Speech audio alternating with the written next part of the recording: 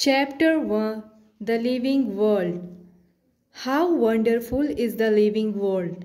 The wide range of living types is amazing. The extraordinary habitats in which we find living organisms, be it could mountains, deciduous forest, oceans, freshwater lakes, deserts, or hot springs, leaving us speechless. The beauty of a galloping horse, of the migrating birds, the valley of flowers, or the attacking shark evokes and a deep sense of wonder. The ecological conflict and cooperation among members of a population and among populations of a community, or even the molecular traffic inside a cell, makes us deeply reflect on what indeed is life. This question has two implicit questions within it. The first is the technical one and seeks answers to what living is as opposed to the non-living. And the second is philosophical one and seeks to answers to what the purpose of life is. As scientists, we shall not attempt answering the second questions. We will try to reflect on what is living. What is living? When we try to define living, we conventionally look for distinctive characteristics exhibited by living organisms. Growth, reproduction, ability to sense environment, and mount a suitable response come to our mind immediately as unique features of living organisms. One can add a few more features like metabolism, ability to self-replicate, self-organize, interact, and emergence to this list. Let us try to understand each of these. All living organisms grow. Increase in mass and increase in number of individuals are twin characteristics of growth. A multicellular organism grows by cell division. In plants, this growth by cell division occurs continuously throughout their lifespan. In animals, this growth is seen only up to certain age. However, cell division occurs in certain tissues to replace lost cells. Unicellular organisms also grow by cell division. One can easily observe this in vitro cultures by simply counting the numbers of cells under the microscopes. In majority of higher animals and plants, growth and reproduction are mutually exclusive events. One must remember that increase in a body mass is considered as growth. Non-living objects also grow if we take increase in body mass as a criteria for growth. Mountains, boulders, and sand mounds to grow. However, this kind of growth exhibited by non-living object is by accumulation of material on the surface. In living organisms, growth is from inside. Growth, therefore, cannot be taken as the defining property of living organisms.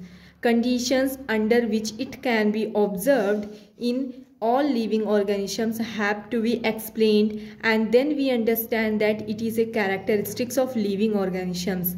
A dead organism does not grow. Reproduction likewise is a characteristic of living organisms. In multicellular organisms, reproduction refers to the production of progeny possessing features more or less similar to those of parents. Invariably and implicitly, we refer to sexual reproduction. Organisms reproduce by asexual means also. Fungi multiply and spread easily due to millions of asexual spores they produce. In lower organisms like yeast and hydra, we observe budding. In planaria, flatworms, we observe true regeneration, that is, fragmented organisms regenerates the lost part of its body and become a new organisms.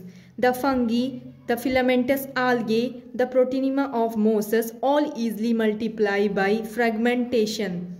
When it comes to unicellular organisms like bacteria, a unicellular algae, or amoeba, reproduction is synonymous with growth, that is, increase in number of cells. We have already defined growth as equivalent to increase in cell number or mass. Hence, we notice that in single-celled organisms, we are not very clear about the usage of these two terms, growth and reproduction. Further, there are many organisms which do not reproduce: mules, sterile, worker bees, infertile human couples, etc. Hence, reproduction also cannot be all-inclusive, defining characteristics of living organisms. Of course, no non-living object is capable of reproducing or replicating by itself. Another characteristic of life is metabolism. All living organisms are made of chemicals. These chemicals, small and big, belonging to various classes, sizes, functions, etc., are constantly being made and changed into some other biomolecules. These conversions are chemical reactions or metabolic reactions. There are thousands of metabolic reactions occurring simultaneously inside all living organisms, be they unicellular or multicellular. All plants, animals, fungi and microbes exhibit metabolism. The sum total of all the chemical reactions occurring in our body is metabolism. No non-living object exhibit metabolism. Metabolic reactions can be demonstrated outside the body in cell-free system, and isolated metabolic reactions outside the body of organisms performed in a test tube is neither living nor non-living. Hence, while metabolism is in a test tube is while metabolism is a defining feature of all living organisms without exception, isolated metabolic reactions in vitro are not living things but surely a living reactions. Hence, cellular organizations of the body is the defining feature of life forms. Perhaps the most obvious and technically complicated feature of all living organisms is the ability to sense their surrounding or environment and response to these environmental stimuli, which could be physical, chemical or biological. We sense our environment through our senses organ.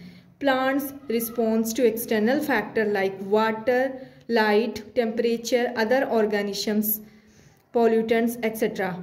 All organisms from prokaryotes to the most complex eukaryotes can sense and respond to environmental issues. Photoperiod affects reproduction in seasonal breeders, both plants and animals. All living organisms handle chemical entering their bodies. All organisms therefore are aware of their surroundings. Human beings is the only organism who is aware of himself, that is, has a self-consciousness. Consciousness therefore becomes the defining property of living organisms. When it comes to human beings, it is all the more difficult to define the living state. We observe patients lying in coma in hospitals virtually supported by machines which replace heart and lungs. The patient is otherwise brain dead. The patient has no self-consciousness. Are such patients who never come back to normal life living or non-living? In higher classes, you will come to know that all living phenomena are due to underlying interactions. Properties of tissues are not present in the constituent cells but arise as a result of interactions among the constituent cells. Similarly, properties of cellular organelles are not present in the molecular constituents of the organelle but arise as a result of interaction among the molecular components comprising the organelle. These interactions result in emergent properties at a higher level of organizations. These phenomena is true in the hierarchy of organizational complexity at all the levels. Therefore, we can say that living organisms are self-replicating, evolving and self-regulating interactive systems capable of responding to external stimuli. Biology is the story of life on Earth. Biology is the story of evolution of living organisms on Earth. All living organisms, present, past, future, are linked to one another by sharing of the common genetic material but to varying degrees. Diversity in the living world. If you look around, you will see a large variety of living organisms, be it a potted plant, insect, birds, your pets, or other animals and plants. There are also several organisms that you cannot see with your naked eye, but they are all around you. If you were to increase the area that you make observations in, the range and variety of organisms that you see would increase. Obviously, if you were to visit a dense forest, you would probably see a much greater number and kinds of living organisms in it. Each different kind of plant, animals, or organisms that you see represents a species. The number of species that are known and described range between 1.7 to 1.8 million. This refers to biodiversity, or the number and types of organisms present on Earth. We should remember here that as we explore new areas and even old ones, new organisms are continuously being identified. As stated earlier, there are millions of plants and animals in the world. We know the plants and animals in our own area. As stated earlier, there are millions of plants and animals in the world. We know the plants and animals in our own areas by their local names. These local names would vary from place to place, even within country. Probably you would recognize the confusion that were created if we did not find ways and means to talk to each other to refer to organisms we are talking about. Hence, there is a need to standardize the naming of living organisms such that a particular organism is known by the same name all over the world. This process is called nomenclature. Obviously, nomenclature or naming is only possible when the organism is described correctly and we know to what organism the name is attached to. This is identification. In order to facilitate the study, number of scientists have established the procedures to assign scientific names to each non-organisms. This is acceptable to biologists all over the world. For plants, scientific names are based on agreed principles and criteria which are provided in International Code for Botanical Nomenclature, ICBN. You may ask, how are animals named? Animal taxonomies have evolved International Code of Zoological Nomenclature, ICZN. The scientific names ensure that each organism has only one name. Description of any organism should enable the people in any part of the world to arrive at the same name. They also ensure that such a name has not been used for any other non-organisms. Biologists follow universally accepted principles to provide scientific names to non-organisms. Each name has two components, the generic name and the specific epithet. This system of providing a name with two components is called binomial nomenclature. This naming system given by Carolus Linnaeus is being practiced by biologists all over the world. This naming system using a two-word format was found convenient. Let us take the example of mango to understand the way of providing scientific names better. The scientific name of mango is written as Mangifera indica. Let us see how it's a binomial name. In this name, Mangifera represents a genus while indica is a particular species or a specific epithet. Other universal rules of nomenclature are as follows. 1. Biological names are generally in Latin and written in italics. They are Latinized or derived from Latin irrespective of their origin. Second, the first word in a biological name represents the genus, while the second component denotes the specific epithet. Third, both the words in a biological names when handwritten are separately underlined or printed in italics to indicate their Latin origin. Fourth, the first word denoting the genus starts with the capital letter while the specific epithet starts with a small letter. It can be illustrated with the example of Mangifera indica. Name of the author appears after the specific epithet that is at the end of the biological name and is written in an abbreviated form. Example, Mangifera indica Linn. It indicates that this species was first described by Linnaeus. Since it is nearly impossible to study all the living organisms, it is necessary to devise some means to make this possible. This process is classification. Classification is the process by which anything is grouped into convenient categories based on easily observable characters. For example, we easily recognize groups of such plants or animals or dogs, cats or insects. The moments we use any of these terms, we associate certain characters with the organisms in that group. What image do you see when you think of a dog? Obviously, each of us will see dogs, not cats. Now, if we think to Alsatians, we know what we are talking about. Similarly, suppose we were to say mammals, you would of course think of animals with external ears and body hairs. Likewise, in the plants, be we try to talk of wheat, the picture in each of our mind will be of wheat plants, not of rice or any other plants. Hence, all these dogs, cats, mammals, wheat, rice, plants, animals, etc. are convenient categories we use to study organisms. The scientific term for these categories is taxa. Here you must recognize that taxa can indicate categories at very different levels. Plants also forms taxa. Wheat is also a taxa. Similarly, animals, mammals, dogs are all taxa. But you know that a dog is mammal and mammals are animals. Therefore, animals, mammals, dogs represent taxa at different levels. Hence, based on characteristics, all living organisms can be classified into different taxa. This process of classification is called taxonomy. External and internal structure along with the structure of cell development,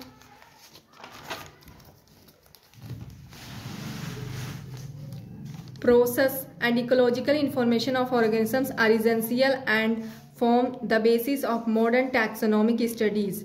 Hence, characterizations, identification, classification, nomenclature are the processes that are basic to taxonomy. Taxonomy is not something new. Human beings have always been interested in knowing more and more about the various kinds of organisms, particularly with the reference to their own use. In early days, human beings needed to find sources of their basic needs of food, clothing, and shelter.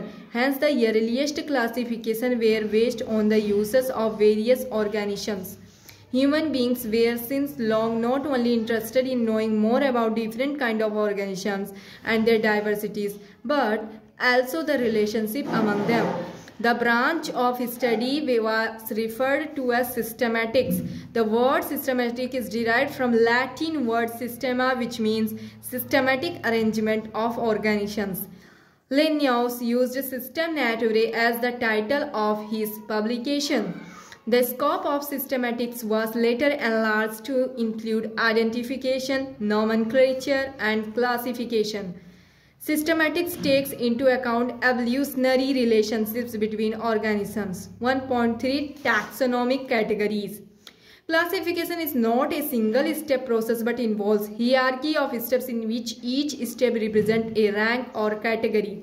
Since the category is part of overall taxonomic arrangement, it is called the taxonomic category, and all the categories together constitute the taxonomic hierarchy. Each category referred to as a unit of classification, in fact represents a rank and is commonly termed as taxon, plural taxa. Taxonomic categories and hierarchy can be illustrated by an example. Insects represent a group of organisms sharing common features like 3 pairs of jointed legs. It means insects are recognizable considered objects which can be classified and thus were given a rank or category. Can you name other such groups of organisms? Remember, groups represent category. Category further denotes rank. Each rank or taxon in fact represent a unit of classification. These taxonomic groups or categories are distinct biological entities and not merely morphological aggregates. Taxonomical studies of all non-organisms have led to the development of common categories such as kingdom, phylum or division. For plants, class, order, family, genus and species. All organisms including those in the plant and animal kingdom have species as the lowest category. Now the question you may ask is how to place a organism in various categories. The basic requirement is the knowledge of characters of an individual or group of any organisms. This helps in the identifying similarities and dissimilarities among the individuals of the same kind of organisms as well as of other kinds of organisms. 1.3.1 Species. Taxonomic studies consider a group of individual organisms with fundamental similarities as a species. One should be able to distinguish one species from the other closely related species based on the distinct morphological differences. Let us consider Mangifera indica, Solanum tuberosum potato, and Panthera leo lion. All the three names indica, tuberosum, and leo represent the specific epithets, while the first word Mangifera, Solanum, and Panthera are genera and represents another higher level of taxon or category. Each genus may have one or more than one specific epithets representing different organisms, but having morphological similarities. For example, Panthera has another specific epithet called tigris, and Solanum includes species like Nigrum and Melusina. Human beings belongs to the species Sapiens, which is grouped in genus Homo. The scientific name thus for human beings is written as Homo sapiens. 1.32 Genus. Genus comprises a group of related species which has more common characters in comparison to species of other genera. We can say that genera are aggregates of closely related species. For example, potato and brinjal are three different species but all belongs to the genus Solanum. Lion, Panthera leo, leopard, pardus, and tiger, Panthera tigris, with several common character features, are all species of genus Panthera. This genus differs from another genus Felis, which includes cats. Family. The next category, family, has a group of related genera with still less number of similarities as compared to genus and species. Families are characterized on the basis of both vegetative and reproductive features of plant species. Among plants, for example, three different genera Solanum, Petunia, and Dhatura are placed in the family Solanaceae. Among animals, for example, genus Panthera comprising lion, tiger, leopard is put along with genus Felis, cats, in the family Felidae. Similarly, if order, you have seen earlier that categories like species, genus, and families were based on number of similar characters. Generally, order and other higher taxonomic categories are identified based on the aggregates of characters. Order being the higher category is the assemblage of families which exhibit a few similar characters. The similar characters are less in number as compared to different genera included in a family.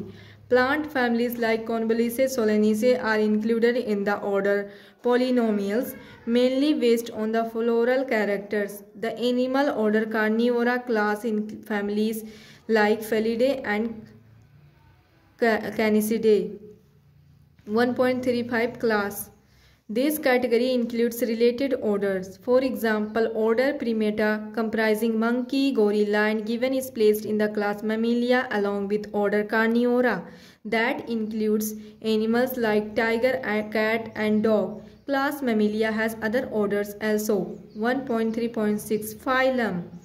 Classes comprising animals like fishes, amphibians, reptiles, birds along with mammals constitute the next higher category called phylum. All these based on the common features like presence of notochord and dorsal hollow neural system are included in the phylum Chordata. In case of plants, classes with few similar characters are assigned to a higher category called division. 1.3.7 Kingdom.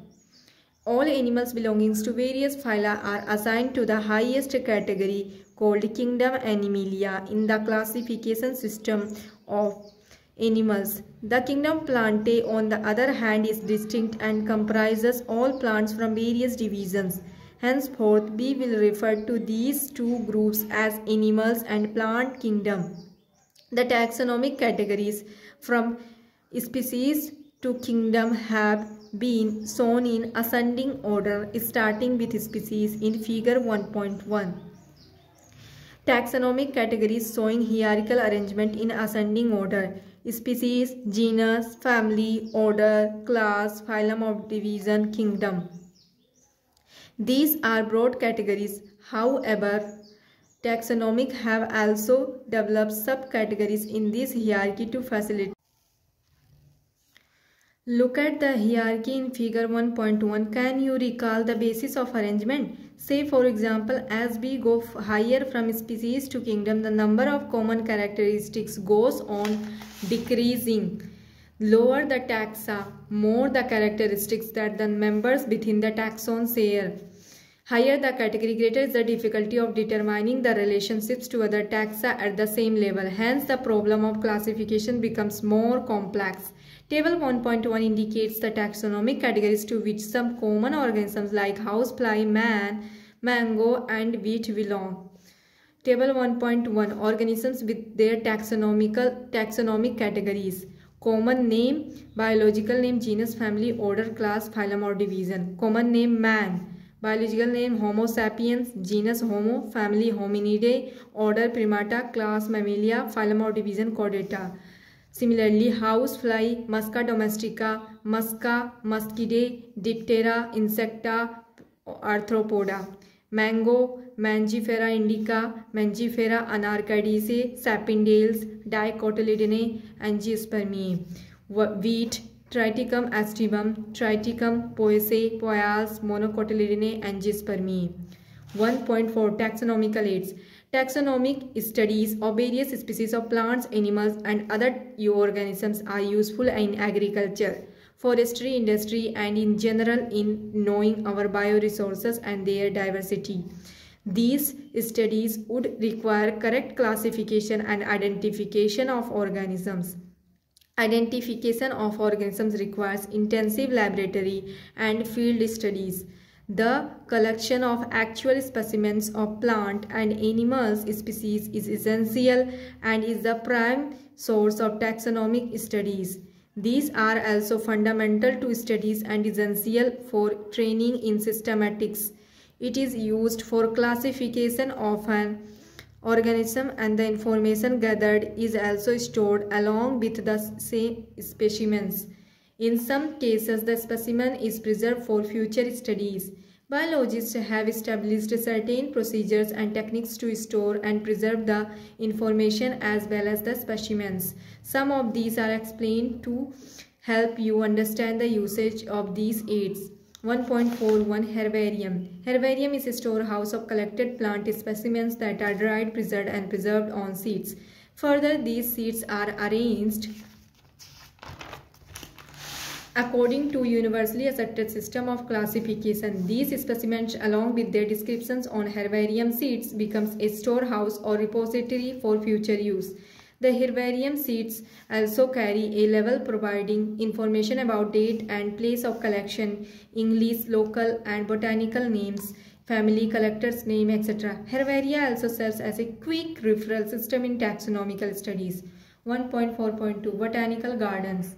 These specialized gardens have 1.4.2 Botanical Gardens. These specialized gardens have collections of living plants for reference. Plant species in these gardens are grown for identification purpose, and each plant is labeled indicating its botanical scientific name and its family. The famous botanical gardens are at Kew, England, Indian Botanical Garden, Howrah, India, and at National Botanical Research Institute, Lucknow, India. 1.4.3 Museum. Biological museums are generally set up in educational institutes such as schools, colleges. Museums have collections of preserved plant and animal specimens for study and reference. Specimens are preserved in the containers or jars in preservative solutions. Plants and animals specimens may also be preserved as dry specimens. Insects are preserved in insect boxes after collecting, killing, and cleaning. Larger animals like birds and mammals are usually stuffed and preserved. Museums often have collections of skeletons of animals too. 1.4.4 Zoological Parks. These are the places where wild animals are kept in protected environments under human care and which enable us to learn about their food habitats and behavior. All animals in a zoo are provided as far as possible the conditions similar to their natural habitats. Children love visiting these parks, commonly called zoos. Figure 1.3. 1.4.5 Key. Key is another taxonomical aid used for identification of plants and animals based on the similarities and dissimilarities. The keys are based on the contrasting characters in a pair called couplet. It represents the choice made between two opposite options. These result in the acceptance of only one and rejection of other. Each statement in a key is called a lead. Separate taxonomic keys are required for each taxonomic category, such as families, genus, species. For identification purpose, keys are generally analytical in nature.